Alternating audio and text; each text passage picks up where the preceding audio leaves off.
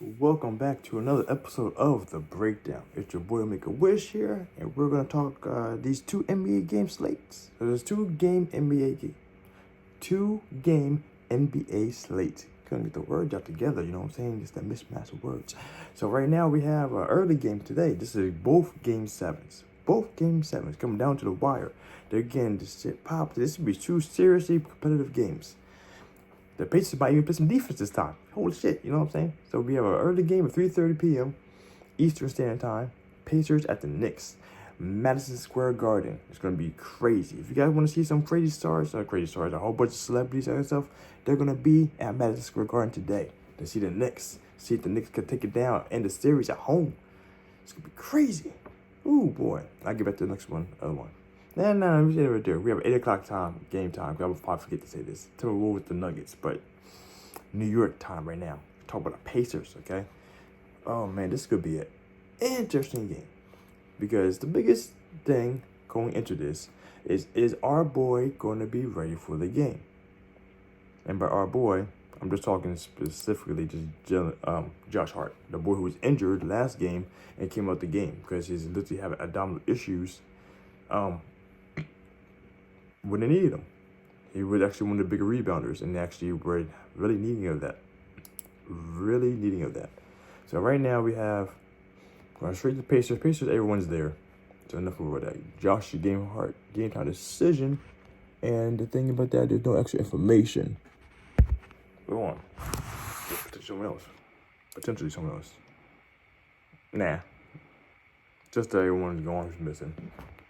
But yeah, no, 10-31 Josh Hart is a game time decision, so we'll see what happens with him.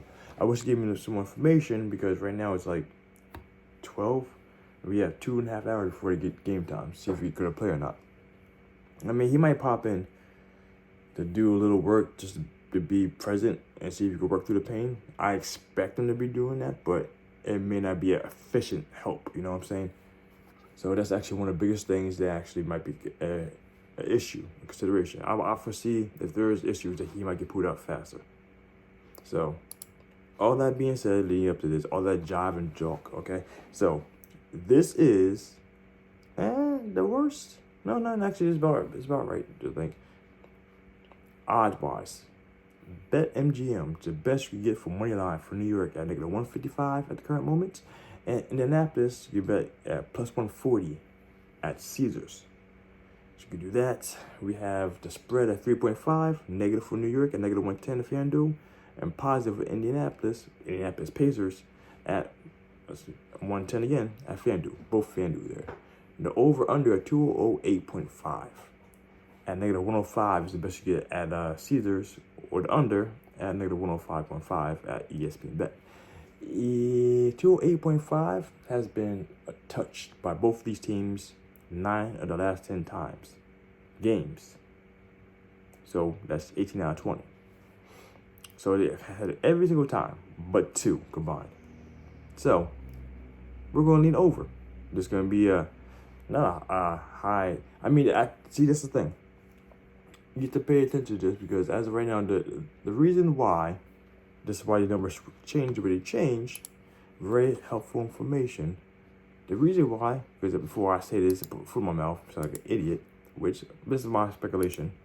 But before I look at it, the reason why the number is as low as it is for the Pacers playing the way they're playing is that the Knicks have been keeping the Pacers down to a low scoring number at home. That is the theory, the hypothesis, and let's go check it right now. Scroll down a little bit. Let's see if I'm correct. So, Knicks, their very first game, 117 to 121, which that was what I was saying before, but the pace where is that, which is conveniently great. Next game, again, at Knicks place, 130 to 121, 208.5, remember I said, so that's way over. All right, so now, 106 and 111 at Pacers spot, which again is 217, still well above that. 121 to 89. This is the Knicks playing at Pacers land, all right? This is what, 212? Just 212 right there, okay? Still over. 103 to 116. 219. Stew over. So the question you have that right there is, what is it that is making the bookies have 208.5 be the estimated number for where it should be at in regards to why, between the two teams? Why?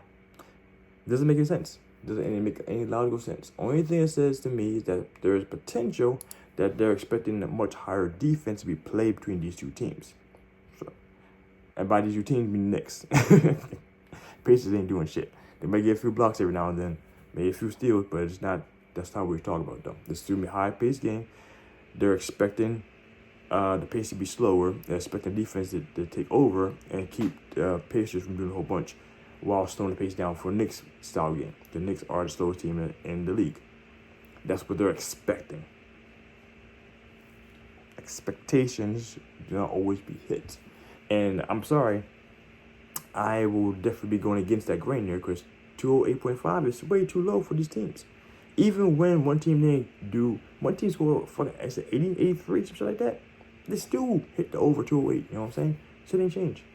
So yeah, no, I'm gonna be leaning heavily on 208.5. No question about that. And yeah. However, though, the real beat comes down to who you feel is going to win. This is kind of a coin flip, kind of not.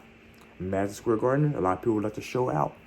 Jalen Brunson is going to be showing out. So I'm expecting another at least 35-point game. I might even go to plus 40. So plus 40, go to 40 if it's plus money. If it's like a plus like 160, 180, plus 200, definitely hop on that board. You know what I'm saying? Because Brunson is going to be the backbone for this team. If Josh Hart is unable to get rebounds, he has to pull out early in the game, again, well, that's going to affect some things. DiVincenzo, is he going to show out and do at least 17 points like he did last time, which still wasn't enough? Is that going to matter? That's what it'll come down to. Pacers have been playing the greatest on the road, but they are still one of the highest scoring teams in the league for a reason. So, not going against that. I don't foresee they were going to tense up and choke up for playing at New York and Madison Square Garden for the last game, because it's still Game 7. Game 7, the people who are hungry show up, and the people who don't fall under pressure, they're going to mutate them, and they would be there. They would be fine. They would be doing the thing. So I still on team Pacers to win the series. Nothing ever changed. And I expect this to be over 208.5. Pacers, I think, going to come in too late in the charge. Who's going to lead the points, though? I think, in all honesty, Pascal Siakam would probably be the point leader there. Because I don't know how Halliburton could be making the shots or doing the shots or feeling the pressure like he has been feeling. It seemed like he'd be feeling in these situations, you know? So, that's I'm going to leave it with that. Same game parlay, I'll probably do something like that with that. Which I'll let you guys know, see in the comments if I do that or not. I'm feeling not froggy, but I'm feeling good about that game. Also, I need to do it for another video. For parlays, I like to do my same game parlays early on, so I can rebound from there and adjust for next games. But yeah, I'm doing money line plus 140 for Pacers and the over 208.5. Going to the next game, the big game, the best. This is the game of the series of the season. Like I said, 8:00 p.m. Eastern Standard Time. Timberwolves at the Nuggets. We have Nuggets obviously being a favorite at home because they have such a strong record at home. Caesars negative 180. For Denver, you get the plus money. Minnesota at FanDuel plus 165. Spread at 4.5. Negative 110. So negative 115 for Denver at ESPN Bet. You want that? Or you get the plus for Minnesota at DraftKings at negative 105. With the over under 198.5. Interesting. FanDuel get it at 114. The under at 1 plus 100 ESPN bets. This one, like I said, this one is like, it's really hard to gauge this one. We all see how hungry the Wolves are, all right? We seen that last game, but they could have been, would have been, should have been shut down last game. But nope. They came back, bounced back. They played hard. They played their needs the first 2 games. They did what they're supposed to do again. Can that be replicated again today? That's come down to. AE showed his ass. Cat showed his ass. They stifled everyone from doing anything on the Nuggets. And they got success. Can they do that again? I'm hoping for my bet, or future bet, that that's the case. So I'm not at all any way, shape, or form biased to this. Like, in honesty, this one, I feel this one should be a coin flip. -110, -110. Because this is literally who shows up right now. The duo with Jamal Murray, or the duo, or the trio, the trio of AE, Gobert, and Cat. That's been the biggest differential. I was trying to say that, because, I mean, that is the duo, but the big boys that made a huge difference was Mike McConley and I say Jared Daniels, but that sounds way off. What the boy name is? Jaden McDaniels. Yeah, see, I was about ballpark, you know what I'm saying? Jared McDaniels, you know what I'm saying? Bada bing boom. Tomato, right? So, all that being said, who's looking like who the A1? No, Mike Conley is game time decision for his Achilles. So that will be a hell of a situation. I'm sure he's going to be in.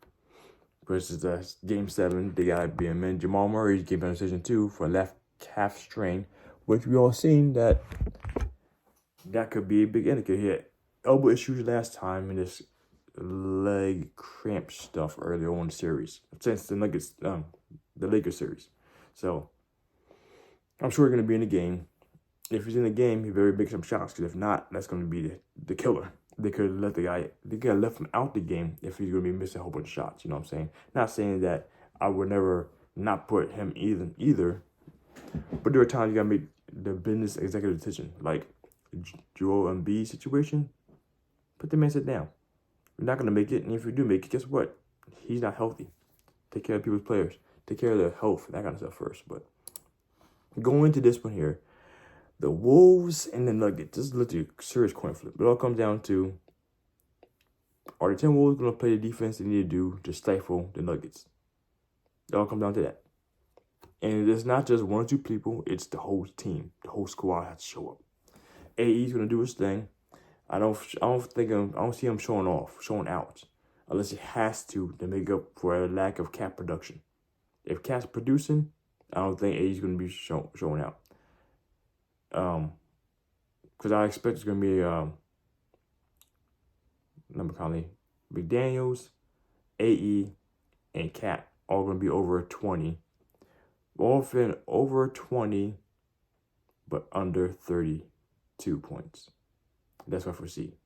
Otherwise, it's going to be McDaniels and AE. AE get like 40, and McDaniels going to have like 18 and 19 and 20, while Cat has like 12.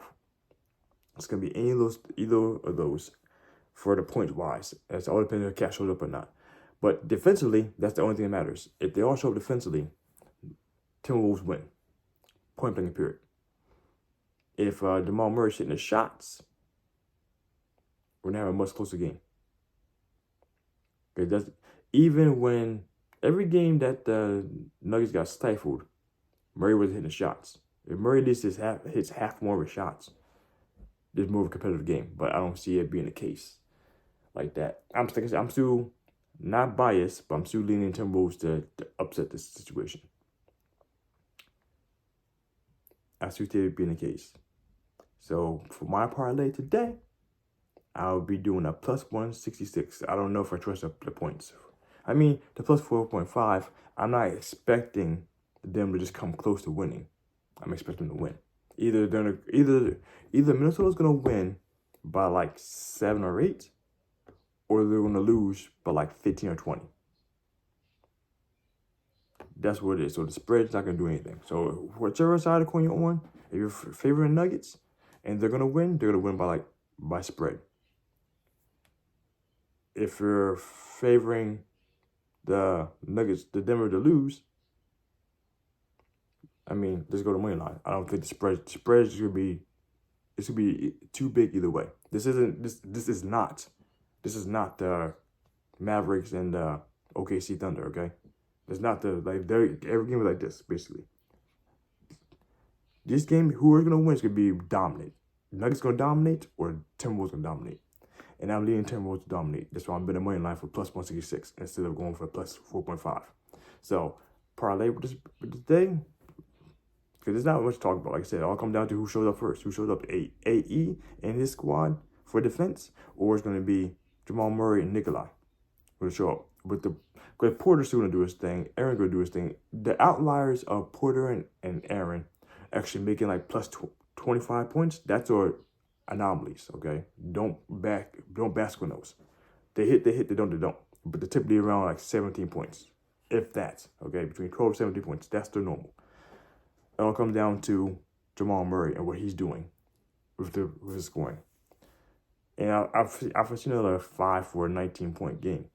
5 for 19 field goals for Jamal if they lose. If they win, it's going to be 12 for 25, give or take, right? But, yeah, like I said, parlay for the day, finalize the bad boy up. We're going with the Indy plus 140 money line. Well, money line, period. At the over 208.5. And the Minnesota plus 166. For right now, whatever it is, doesn't matter. Oh, and over under. Like I said, I expect a higher defense game, but someone's going to do over some points. It's going to be a gap. So whoever the winner is going to carry over 198.5. So I'm over 198.5. So one more time for the fans, for the people. Plus one money line, Indy over 208.5. Money line, Minnesota over 198.5. That's the parlay. Let's go make some money, guys. Happy game 7s. I hope you guys enjoy it if you watch it, you know what I'm saying? Because I'll be asleep for a second game. First game, I'll be busy with the family, so. Happy game, the grinders. Make a wish. Out.